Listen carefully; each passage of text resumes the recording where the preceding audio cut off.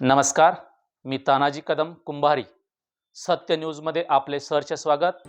जतची बालकीर्तनकार Zee टीव्हीच्या गजर कीर्तन सोहळ्यात येथील प्रसिद्ध वृत्तपत्र विक्रेते स्वामी समर्थ चॅरिटेबल ट्रस्टचे अध्यक्ष बापूसाहेब पवार यांची कन्या बालकीर्तनकार हबप राजनंदिनी बापूसाहेब पवार ज्ञानाई वारकरी शिक्षण संस्था आळंदी हिचे येत्या 2 जानेवारी रोजी झी टीव्ही प्रस्तुत गजर कीर्तनाचा सोहळा आनंदाचा या कार्यक्रमात कीर्तन सेवा करताना दिसणार आहे. आयुष्यात घेतलेली टाळी देवाचं नामस्मरण केलेलं कधीही वाया जात नाही.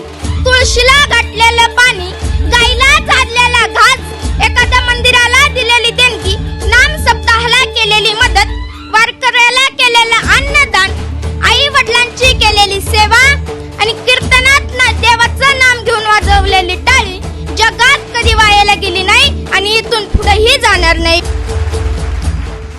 झी टीव्हीवर पश्चिम महाराष्ट्रातील पहिली बालकीर्तनकार म्हणून झळकण्याचा मान तिला मिळाला आहे. हबप राजनंदिनी पवार हिचे कौतुक होत आहे. महाराष्ट्रातील प्रसिद्ध कीर्तनकार या कार्यक्रमात सहभागी होऊन या कार्यक्रमातून कीर्तन सेवा व कथेचे सादरीकरण करतात व हेच सादरीकरण नंतर झी टॉकीजवरील गजर कीर्तनाचा सोहळा आनंदाचा या आतापर्यंत महाराष्ट्रातील नामवंत कीर्तनकारांनी या कार्यक्रमात कीर्तन सेवा केली आहे. जतची कन्या व श्री स्वामी समर्थ चॅरिटेबल ट्रस्ट जतचे अध्यक्ष बापूसाहेब पवार यांची कन्या राजनंदिनी बापूसाहेब पवार ज्ञानाई वारकरी शिक्षण संस्था आळंदी हिच्या कीर्तनाचे चित्रीकरण जत येथे श्री स्वामी समर्थ मंदिर वर्धापन दिनानिमित्त करण्यात आले होते.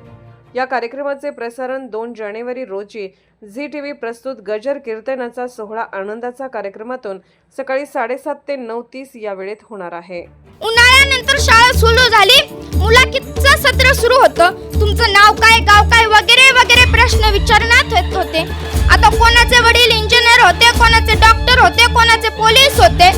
परंतु एका मुलाचा नंबर येताच तो चटकन उठला आणि पटकन उत्तर दिला की माझे बाबा शेतकरी आहेत. परंतु मला सगळा वर्ग हसू लागला. त्यावेळेस तो मुलगा म्हणाला, सर मी म्हणत नाही की या सर्वांचा दाता खोटा आहे, पण काय मातीची शपथ घेऊन सांगतो सर, या साऱ्याहून माझा बाप मोठा आहे. आमच्या चॅनलला लाईक आणि सबस्क्राईब करण्यास विसरू नका.